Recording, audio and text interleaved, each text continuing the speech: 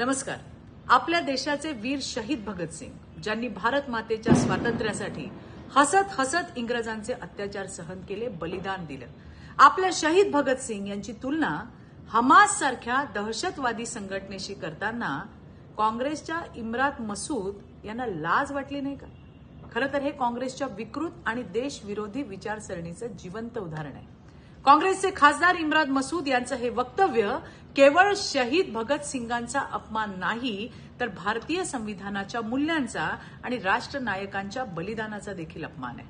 देश अशा विचारांना कधीच माफ करणार नाही, जे दहशतवादी संघटनांचा गौरव करतात आणि शहीदांचा अपमान करतात.